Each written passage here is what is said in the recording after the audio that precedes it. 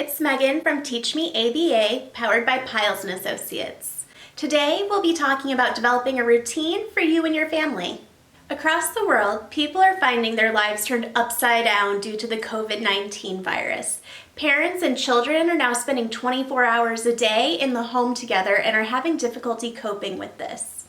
One great way to cope is to make sure that you're following routines each day. So today we'll provide some tips on following routines for you and your children. Tip number 1, create a to-do list for yourself and your kids. To-do lists can help keep everybody on track. For older kids, they'll likely be able to make their own to-do list, maybe getting up for school in the morning, getting their academic work done, and then engaging in some hobby.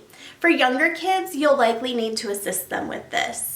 One way to help younger kids set a schedule for themselves is to provide a visual schedule. This is a lot like a to-do list, but it also incorporates having pictures in it so that younger kids who may not be able to read can also follow the schedule. It's likely that at school your child follows a visual schedule throughout their day. Continuing this routine will likely help them cope and continue working on their academic skills even though they're home.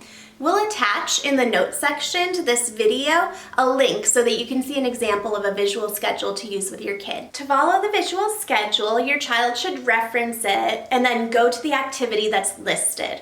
Once they're done with that activity, they should check off the box and then move on to the next activity. They'll continue this through their day. It's likely that when they're first doing this at home, they'll need a little bit of extra support, but probably after a few days, they'll be doing this really independently, which will leave you open to do your own work. Tip number 2, get ready and change your clothes at the beginning of each day. If you wake up and you just stay in your pajamas for the entire day, it's likely that you'll have trouble getting things done because there won't be a clear difference between your time to relax and your time to work on different things. For younger kids, you can include getting dressed as part of their visual schedule to help them be a little more independent. Tip number 3, being pent up in the house can create a lot of extra energy and frustration for kids.